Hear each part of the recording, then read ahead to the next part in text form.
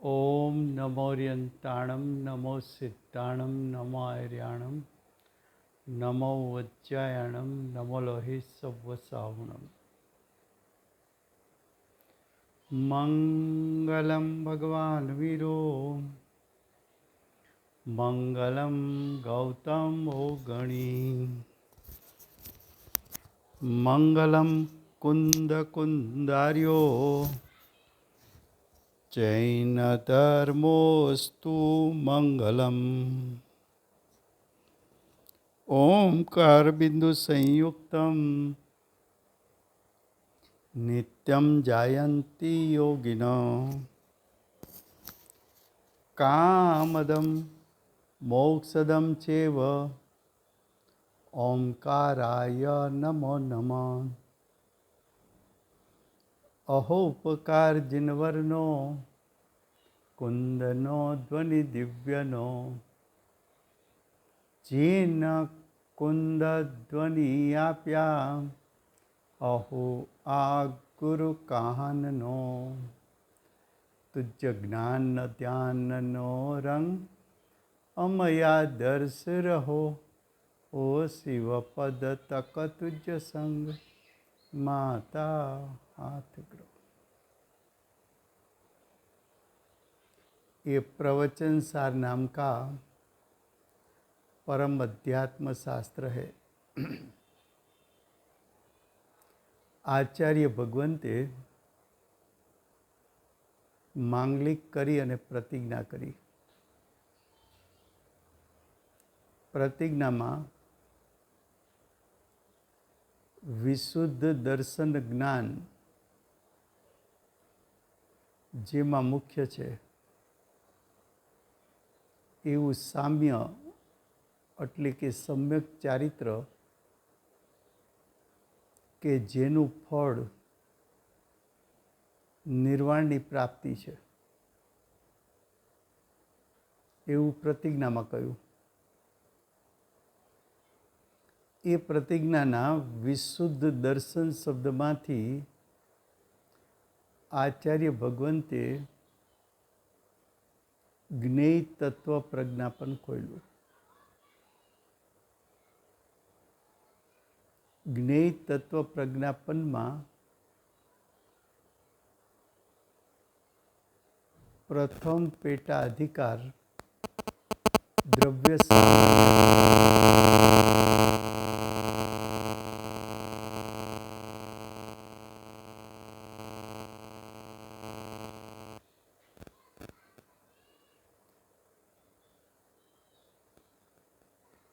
જે પ્રથમ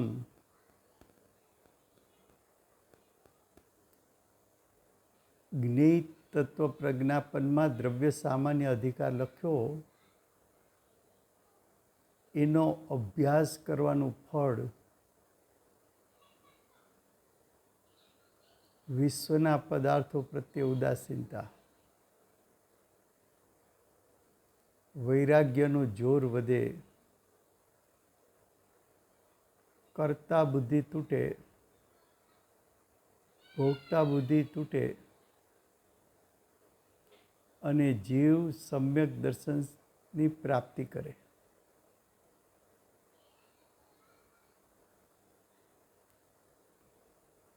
તો કે દ્રવ્ય સામાન્ય અધિકારનો અભ્યાસ કરતા આવું કેમ બને? તો કે દ્રવ્ય સામાન્ય અધિકારમાં આચાર્ય ભગવંતે કહ્યું કે છએ દ્રવ્યનો સ્વભાવ ત્રિકાળ છે, પરિપૂર્ણ શુદ્ધ છે, પરિપૂર્ણ શક્તિરૂપ સામર્થ્યવાળો છે અને નિરપેક્ષ છે। છએ દ્રવ્ય સ્વભાવ અપેક્ષાએ સરખા છે।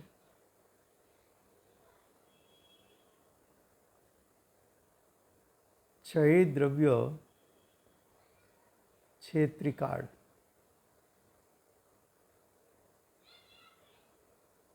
છ દ્રવ્યને કોઈએ બનાવ્યા નથી. છ દ્રવ્ય સ્વયં સિદ્ધ છે.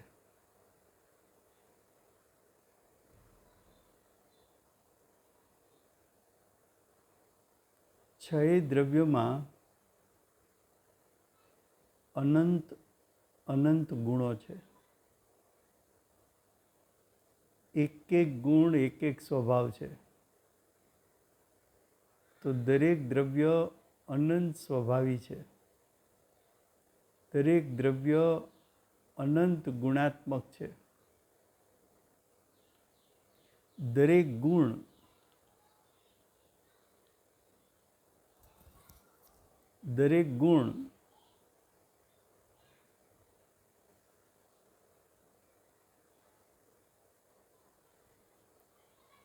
પોતપોતાના સ્વભાવને અનુસરીને પરિણમન કરે છે. દરેક દ્રવ્યનો દરેક ગુણ દ્રવ્યના પૂરા ભાગમાં વ્યાપેલો છે. દરેક ગુણમાં શક્તિરૂપ સામર્થ્ય અનંતું છે. દરેક ગુણ અનાદિથી અનંત કાળ પ્રત્યેક સમયે પોતાના સ્વભાવને અનુસરીને પરિણમે છે. દરેક દ્રવ્યના અનંત અનંત ગુણ દ્રવ્ય સ્વભાવ સાથે એકત્વ ધરાવે છે. દ્રવ્યોમાં રહેલા અનંત ગુણો વિખેરાઈને જુદા પડી શકતા નથી.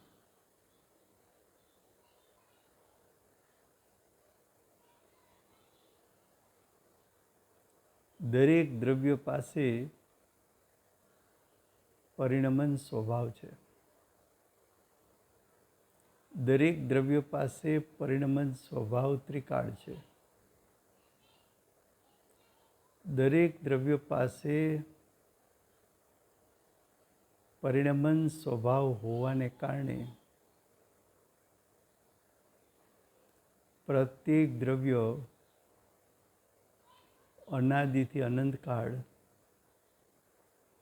પોતાની પરિણમન શક્તિથી પરિણમન કરે છે.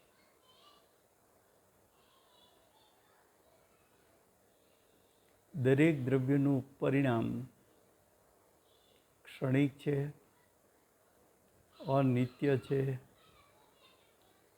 એક સમયનું છે, ઉત્પાદ વ્યયવાળું છે, વ્યતિરેકી છે અને એક સમયનું પરિણામ એક સમય માટે દ્રવ્ય સ્વભાવ સાથે અભેદ છે. દરેક દ્રવ્યની પર્યાય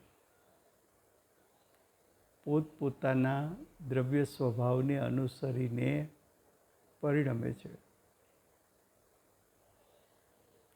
દરેક દ્રવ્યની પર્યાય પોતપોતાના દ્રવ્યથી થતી રચના છે.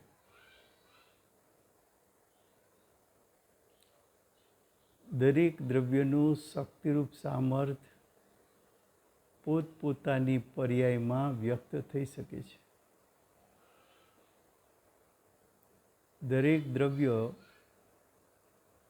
પોતપોતાનું દ્રવ્ય ક્ષેત્ર કાળ અને ભાવપણું એમનું જુદું જુદું છે. દરેક દ્રવ્ય સ્વતંત્ર છે. છ દ્રવ્યને કોઈ ઈશ્વરે બનાવ્યા નથી. છ દ્રવ્યને કોઈ ભગવાને બનાવ્યા નથી. છ દ્રવ્યને કોઈ સુપર પાવરે બનાવ્યા નથી. છ દ્રવ્ય છે, એની હયાતી છે, એની વિદ્યમાનતા છે. એને કોઈ ઉત્પન્ન કર્યા નથી. એનો કોઈ નાશ કરી શકતું નથી. છ છ દ્રવ્યનું પરિણમન પોતપોતાના સટકારકથી થાય છે.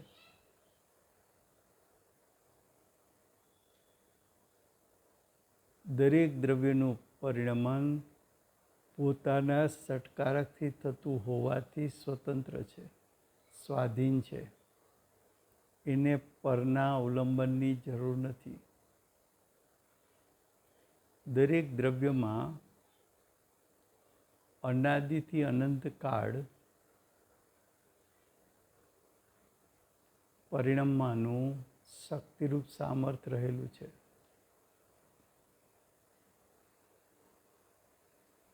દરેક દ્રવ્ય સત છે એટલે વિદ્યમાન છે, એટલે કે હયાત છે, એટલે કે એનું હોવાપણું છે, એટલે કે એનું એક્ઝિસ્ટન્સ છે.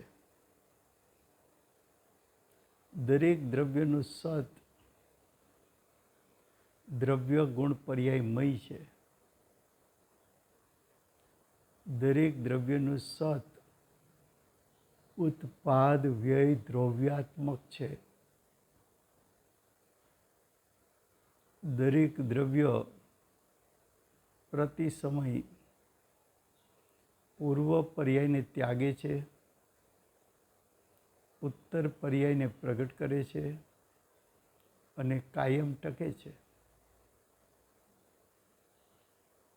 દરેક દ્રવ્યની અખંડ એક એક સ્વતંત્ર સત્તા છે. દરેક દ્રવ્ય દ્રવ્ય ગુણ પર્યાયમય છે.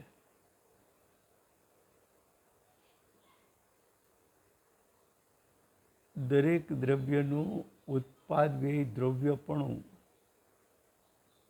એક સમયમાં ત્રણેય એકી સાથે છે.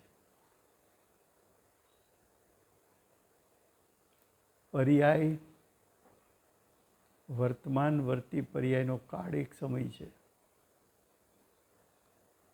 વર્તમાન વર્તી પર્યાયમાં દ્રવ્યનું સામર્થ્ય પ્રગટ થઈ શકે છે. આ બધા છ દ્રવ્યને લાગુ પડતા સામાન્ય સિદ્ધાંતો છે. દરેક દ્રવ્યમાં અનંત ગુણ હોવા છતાં એક પણ ગુણ એવો નથી કે પરદ્રવ્યના પરિણામને કરી શકે, પરદ્રવ્યના પરિણામને ભોગવી શકે.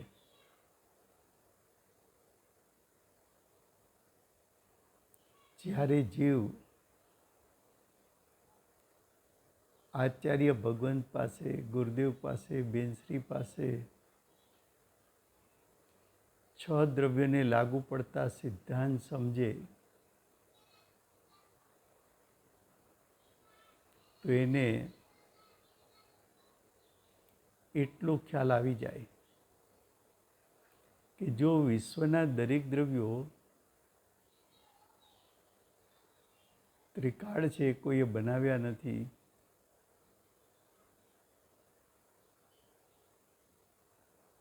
વિશ્વના છ દ્રવ્યો પોતપોતાથી સત છે, પ્રત્યેક દ્રવ્ય અનંત અનંત સ્વભાવી છે, પ્રત્યેક દ્રવ્યમાં પરિણમન શક્તિ છે, પ્રત્યેક દ્રવ્ય પોતાના સ્વભાવને અનુસરીને જ પરિણમી શકે છે. પ્રત્યેક દ્રવ્યમાં પરનું કાર્ય કરી શકે કે પરના પરિણામને ભોગવી શકે એવી કોઈ શક્તિ નથી. પ્રત્યેક દ્રવ્ય પોતાના દ્રવ્ય ક્ષેત્ર કાળભાવને છોડી શકતું નથી. પ્રત્યેક દ્રવ્યમાં રહેલા અનંત ગુણો વિખેરાઈને જુદા પડી શકતા નથી. તો હું મારા ગુણ કે મારી પર્યાય બીજાને આપી શકતા નથી. તો અંદરમાંથી જીવને એમ થઈ જાય તો પછી મારે પરદ્રવ્યનું કરવાપણું ક્યાં કાંઈ રહે છે, કે પરદ્રવ્યના પરિણામને ભોગવવાપણું ક્યાં રહે છે. એવો જ્યારે જીવ નિર્ણય કરે, શ્રદ્ધાન કરે, તો જીવને પરદ્રવ્યપણે ઉદાસીનતા આવે છે. પરદ્રવ્યનું લક્ષ છૂટે છે.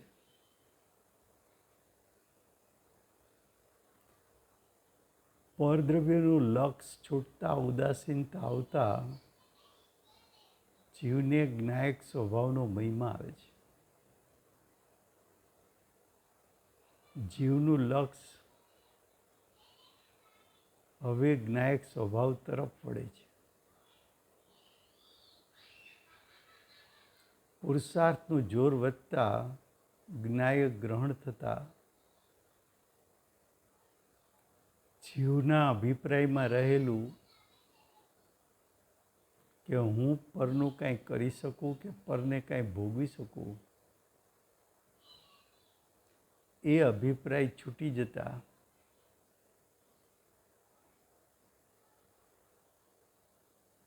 જીવ પોતાના જ શુદ્ધ સ્વભાવને ગ્રહણ કરી, એનું અવલંબન લઈ, એનો આશ્રય લઈ, એનું ધ્યાન કરી, એમાં એકાગ્ર થઈ, એમાં દ્રષ્ટિ અને ઉપયોગને મૂકી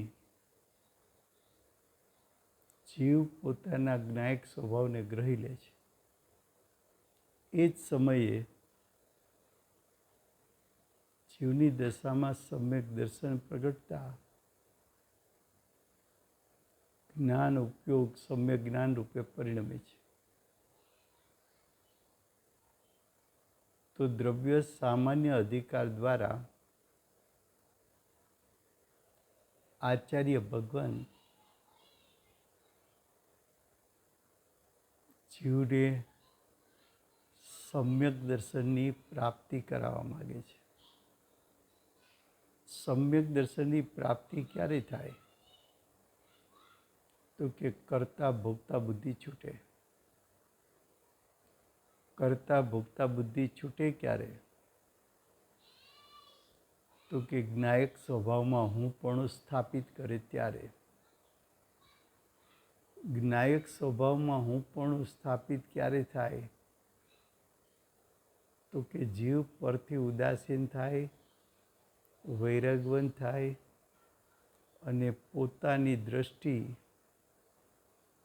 જ્ઞાયક સ્વભાવનું અવલંબન લે, ત્યારે જ્ઞાયક સ્વભાવમાં હું પણ સ્થાપિત થતાં સમ્યક દર્શનની પ્રાપ્તિ થાય છે. માટે આ અધિકાર સમ્યક દર્શનનો અધિકાર છે.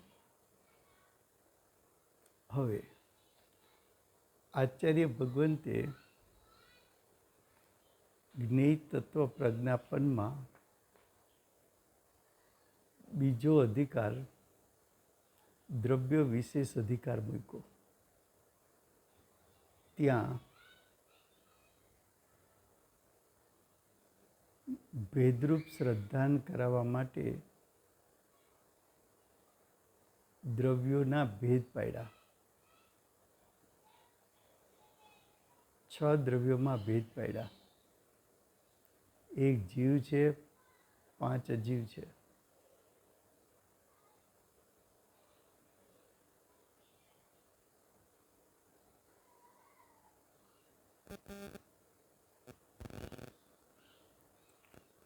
એક રૂપી દ્રવ્ય છે, 5 અરૂપી દ્રવ્ય છે. એટલે કે એક દ્રવ્ય મૂર્ત છે, બીજા 5 અમૂર્ત છે.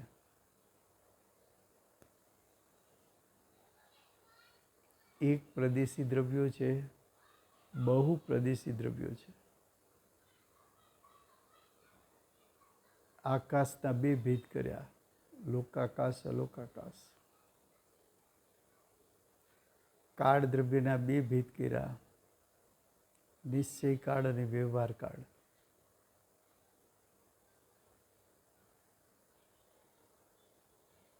શા માટે? તો કે 2 પદાર્થોની ભિન્નતા બતાવવા માટે. 2 પદાર્થોની ભિન્નતા કેમ બતાવી છે? તો કે અજ્ઞાની જીવ,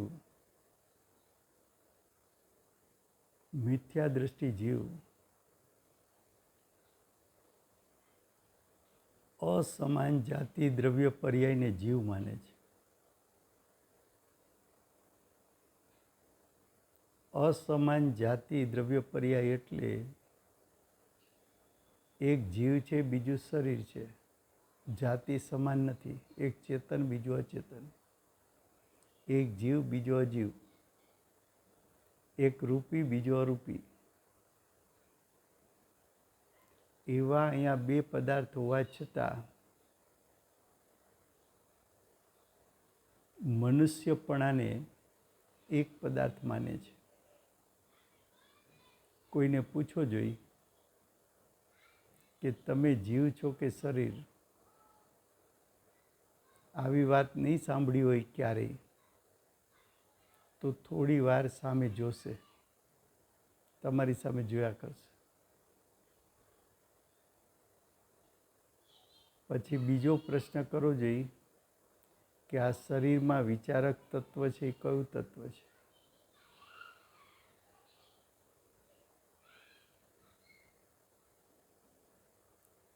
ત્રીજો પ્રશ્ન કરો જોઈ કે તું મનુષ્ય છો કે જીવ છો? તું પુરુષ છો કે જીવ છો? ત્યારે એને કંઈક ખ્યાલ આવે છે કે અહીંયા બે પદાર્થ છે, જીવ અને શરીર.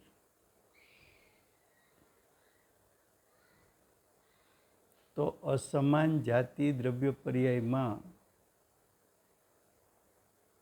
અને 8 પ્રકારના કર્મ સાથે ઉભયબંધમાં જીવને એટલો બધો નિકટનો સંબંધ છે કે બેપણું હોવા છતાં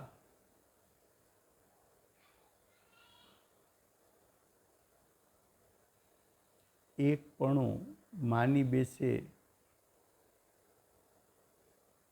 એવી ભૂલ થવાનું કારણ છે અને ભૂલ કરે છે.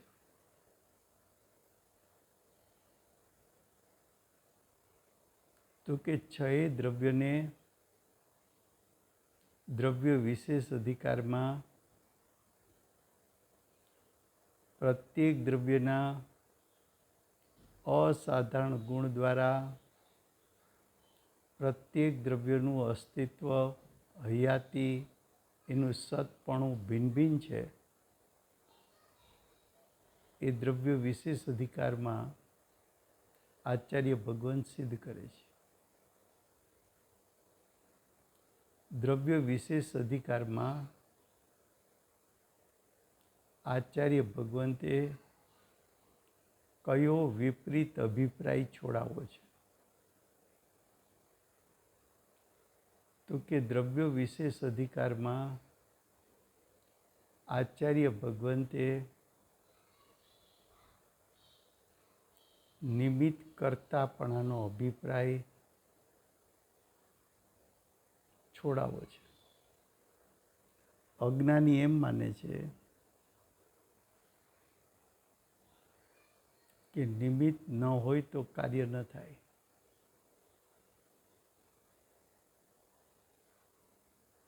તો આચાર્ય ભગવંત 133 ગાથામાં અમૂર્ત દ્રવ્યના ગુણો દર્શાવે છે. એમાં ધર્મ, અધર્મ, આકાશ, કાળના પણ ગુણો દર્શાવે છે.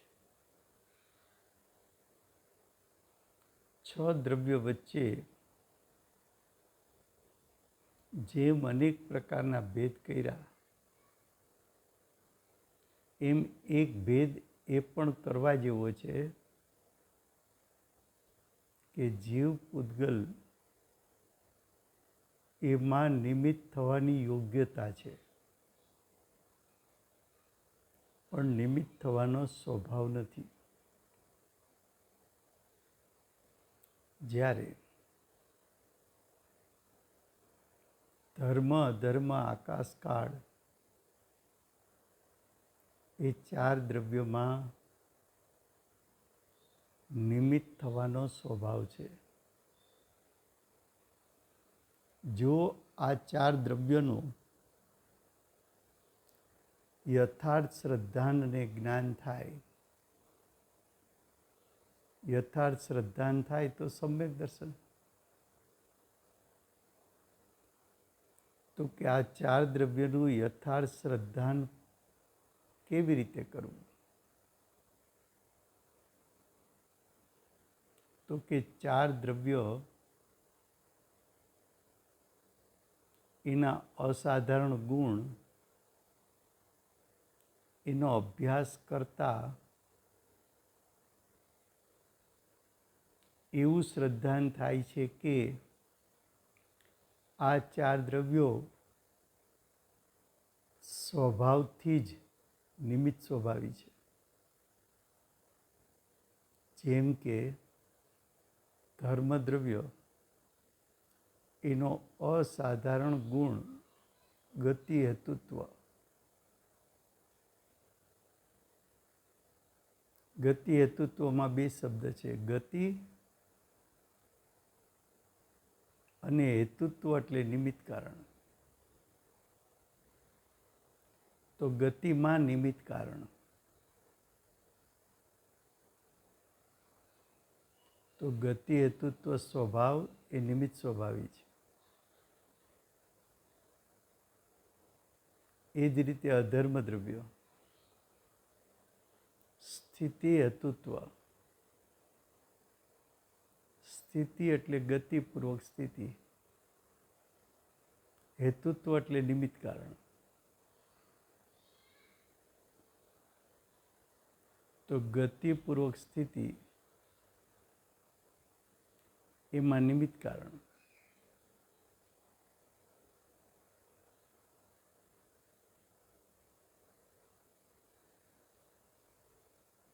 આકાશ અવગાહન હેતુત્વ. અવગાહન બીજો શબ્દ છે હેતુત્વ. અવગાહન એટલે રહેવા માટે સ્થાન આપવું, હેતુત્વ એટલે નિમિત્ત કારણ. તો રહેવા માટે સ્થાન આપવામાં નિમિત્ત કારણ. કાળદ્રવ્ય પરિણમન હેતુત્વ. પરિણમન એટલે ભાવ પલટો, હેતુત્વ એટલે નિમિત્ત કારણ. ભાવ પલટામાં નિમિત્ત કારણ. તો ધર્મદ્રવ્યનો અસાધારણ સ્વભાવ ગતિમાં નિમિત્ત થવાનો સ્વભાવ હોવાથી એને નિમિત્ત સ્વભાવી દ્રવ્ય કહેવાય. અધર્મ દ્રવ્યમાં ગતિપૂર્વક સ્થિરતા કરવામાં નિમિત્ત થઈ શકે એવો સ્વભાવ હોવાથી અધર્મ દ્રવ્ય નિમિત્ત સ્વભાવી છે. આકાશમાં રહેવા માટે સ્થાન આપવા માટે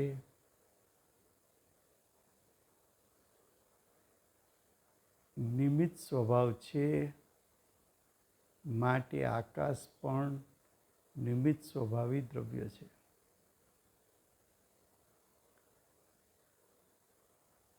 કાળ દ્રવ્યમાં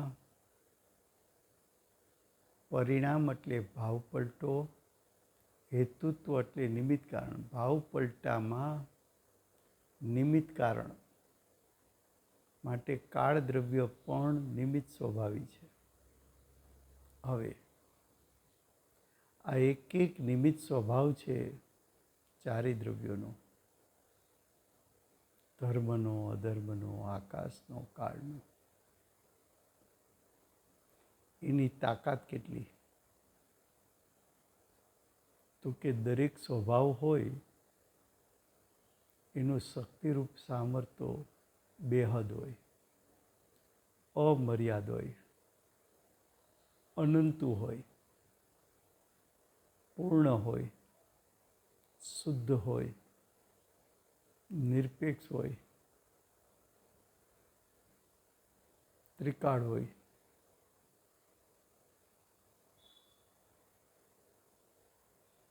હવે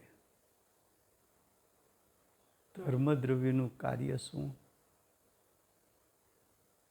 તો કે સ્વભાવને અનુસરીને પરિણમવું. અધર્મ દ્રવ્યનું કાર્ય શું? તો કે સ્વભાવને અનુસરીને પરિણમવું. આકાશ દ્રવ્યનું કાર્ય શું? તો કે સ્વભાવને અનુસરીને પરિણમવું. કાળ દ્રવ્યનું કાર્ય શું? તો કે પોતાના સ્વભાવને અનુસરીને પરિણમવું. હવે એ ચાર સ્વભાવ, નિમિત્ત સ્વભાવ, ચાર દ્રવ્યો નિમિત્ત સ્વભાવી, એને સમજવા માટે પ્રથમ આપણે જીવનો સ્વભાવ સમજવો છે. જીવનો સ્વભાવ છે જ્ઞાન સ્વભાવ. જીવ જ્ઞાન સ્વભાવને અનુસરીને પરિણમે છે. તો જ્ઞાન સ્વભાવનું કાર્ય જાણવાનું છે. તો જીવનો જ્ઞાન સ્વભાવ એનું અનુસરણ કરીને જીવ જાણવાનું કાર્ય કરે છે. જીવ કેટલું જાણી શકે? તો કે જ્ઞાન સ્વભાવ છે એ ત્રિકાળ છે, બેહદ શક્તિરૂપ સામર્થ્યવાળો છે. એમાં અનંતું સામર્થ્ય છે, અમર્યાદ સામર્થ્ય છે. જ્ઞાન સ્વભાવ શુદ્ધ છે, પરિપૂર્ણ છે. આવો જ્ઞાન સ્વભાવ પોતાનું પરિપૂર્ણ શક્તિરૂપ સામર્થ્ય વર્તમાન પર્યાયમાં પ્રગટ કરે તો આપણે એને કેવળ જ્ઞાન કહીએ છીએ. એક સમયની કેવળ જ્ઞાનની પર્યાય એટલે કે જ્ઞાન ગુણનું પરિપૂર્ણ સામર્થ્યનું એક સમયની પર્યાયમાં વ્યક્ત થવું.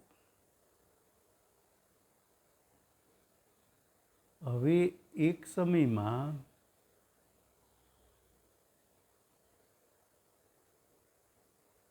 જે જ્ઞાન વ્યક્ત થયું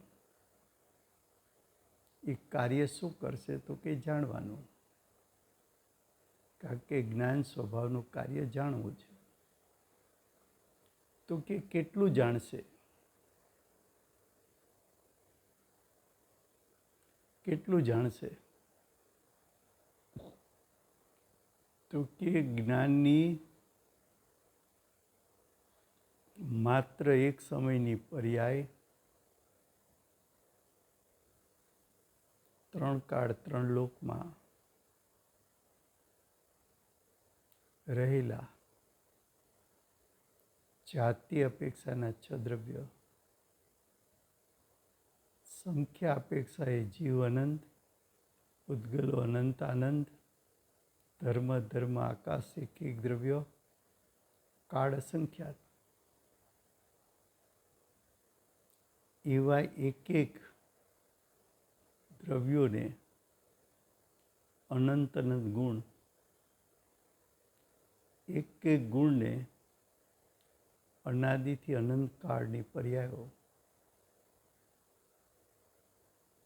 અને એક એક પર્યાયને અનંતા અવિભાગ પ્રતિછેદો.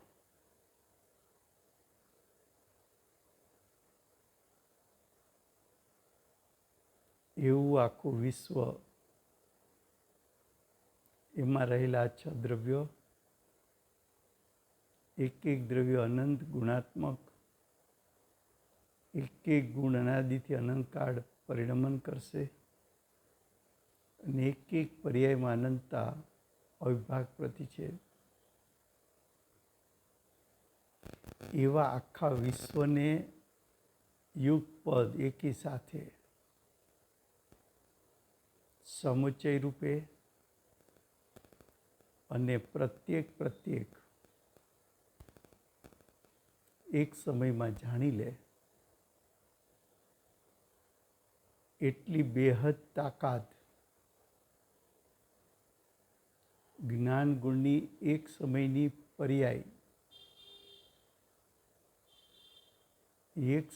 પર્યાયમાં જ્ઞાનનું પરિપૂર્ણ સામર્થ્ય પ્રગટ થયું તો એ આટલું જાણી શકે.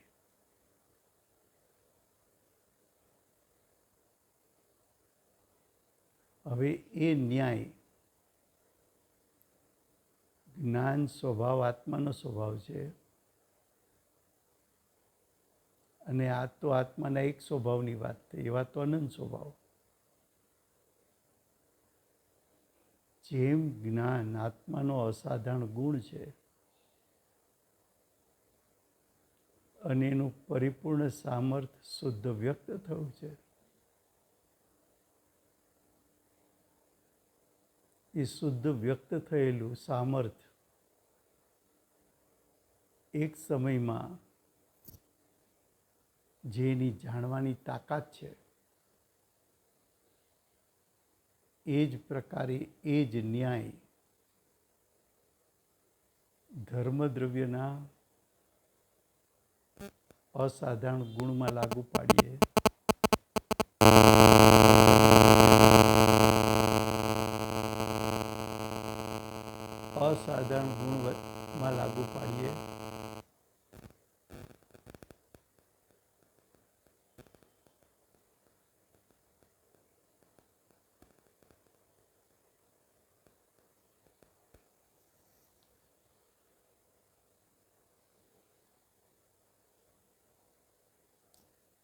અને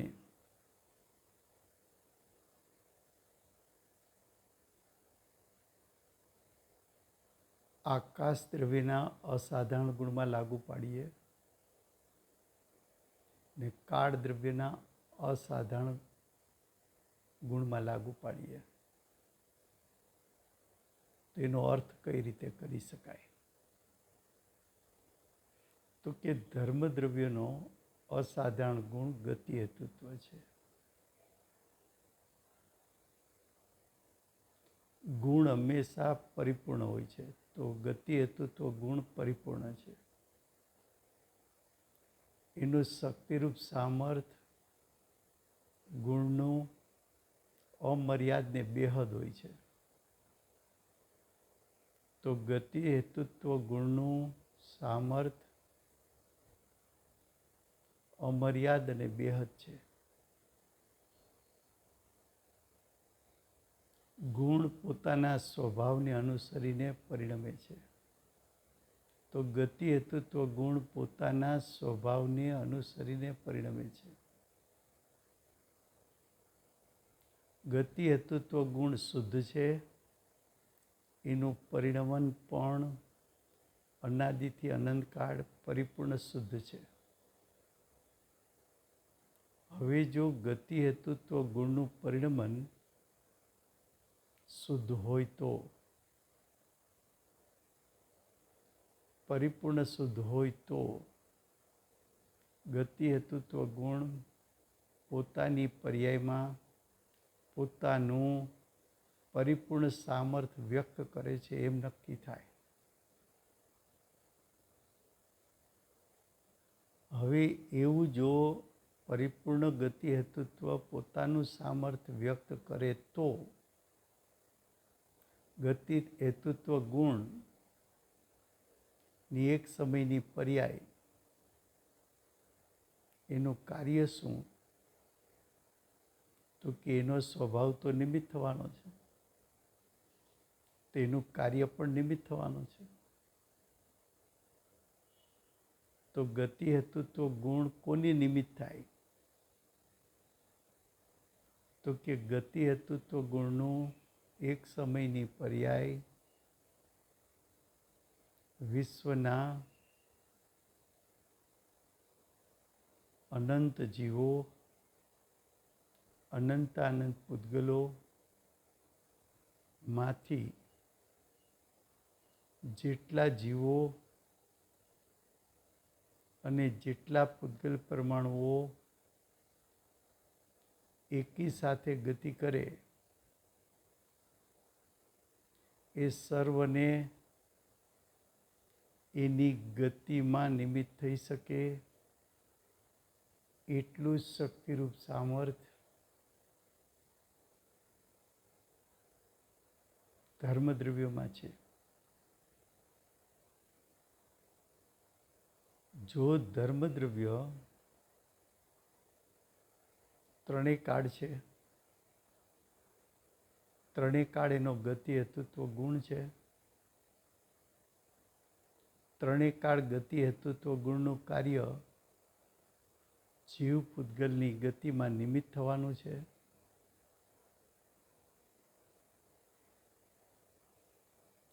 તો ધર્મદ્રવ્ય પોતાના સ્વભાવથી ત્રણેય કાળ અનંત જીવ અનંતાનંત પૂતગલ જ્યારે જ્યારે ગતિ કરશે ત્યારે ત્યારે એને નિમિત્ત થઈ શકે અને નિમિત્ત થાય એવું સામર્થ્ય એનામાં છે. આવો ધર્મદ્રવ્યનો ગતિ હેતુત્વ સ્વભાવનો મહિમા જાણીને જીવને એમ થયું કે હવે જો ધર્મદ્રવ્ય ત્રણેય કાળ આવું કાર્ય કરે જ છે, એનો સ્વભાવ જ છે, તો મારે અન્ય જીવો કે અન્ય પૂતગલો એની ગતિમાં નિમિત્ત થવાની કોઈ આવશ્યકતા નથી. તો એવો જીવ ધર્મદ્રવ્યનું સ્વરૂપ સમજીને પરજીવો અને પરપૂતગલોની ગતિમાં નિમિત્ત થવાના હેતુથી પરનું લક્ષ કરતા હતા, એ પરનું લક્ષ છૂટતા જીવ સ્વસ્વભાવમાં આવીને નાયકને ગ્રહણ કરી લે છે અને હું પરમાં નિમિત્ત થાવ અથવા હું પરમાં નિમિત્ત હોઉં તો પરદ્રવ્યનું કાર્ય થાય એવી નિમિત્ત કરતા બુદ્ધિ એને છૂટી જતા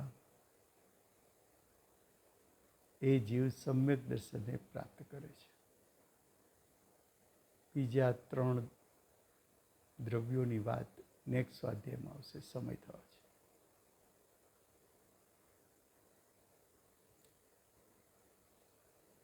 અનંત ચતુષ્ટયના ધારક શ્રી સિમંદર ભગવાનનો જય હો.